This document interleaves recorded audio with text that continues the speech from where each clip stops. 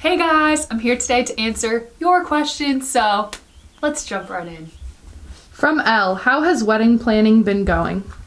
Wedding planning has been going really well. I was literally just writing an article about this for the Patreon magazine, so you guys will see a more in-depth look at that very soon. But it's going really well, and I am so excited to get married, and I can't believe I'm getting married. I'm so excited. From Kiara, do you always follow a recipe when you bake, or do you improvise sometimes? That's a really good question because basically, baking is very different than cooking. This is how I always think of it. Baking is very scientific. You have to have certain amounts of things, and if you mess one of those amounts up, you're gonna get a very different result. So cooking, you can be a lot more improvisational because it's like oil, this much flavor, la-di-da. Baking, I really believe you need to be extremely scientific at least the first time you make a recipe. Then, once you've tried it the way that it's supposed to be made, you can mess around with it and change up the flavors, but because it's scientific, especially when it involves things like leavening agents such as baking soda and baking powder that make things rise, like you have to be very careful about the proportion. So personally, I don't mess around with the recipe that at least the first, if not maybe 2 or 3 times that I bake something. Kelsey asks, any advice for Enneagram Type 2s? Oh, Kelsey, that's a great question. I would say as a 2, so if you don't know what the Enneagram is, just take a look at it, read the different types, you can probably figure out pretty easily what you are. I'm a 2. 2 is the helper, and my advice to you would be don't help with things that you really don't want to help with, because whether or not you admit it to yourself in the moment, you will be resentful. So if you're gonna say yes to something that's going to infringe on your self-care, your mental well-being, that's not worth it for anyone, for you becoming resentful. Even if it happens later, it's just not worth it. So be very careful about what you say yes to and what you say no to. It takes a lot of self-awareness to start learning that.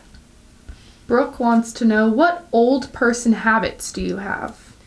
Honestly, I think the biggest way that I'm an old person is that I just don't really stay up that late anymore. Like, I don't value being, like, I stay up late every once in a while, but it's not like I'm gonna go out with my friends and like stay up talking till 2 in the morning like I used to do when I was a teenager. Like, I try to go to bed early as much as I can. For me, early is like 10, but I just don't really value that, or like going out places late at night. I don't really like to do that. I don't like being in crowds. I don't like being at parties where it's loud and there's like lots going on. I don't really like going to like big concerts or any type of like big social event because it's just very overwhelming to me. So yeah, that probably makes me kind of old. Cassandra asks, what is your favorite color to paint your nails? I really like anything pastel. Pastel purple, pastel pink, pastel blue. Anything that's a pastel, really. Mary wants to know, what is your favorite thing to cook? My favorite thing to cook changes a lot, but right now I really love making chicken marsala with pasta. That's my favorite thing right now. Last question is from Brooke. What is the best way to wind down at the end of a long day?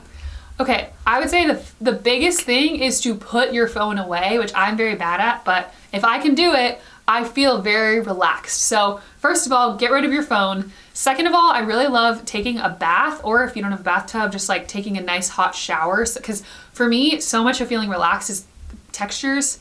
I want my body to feel clean and relaxed.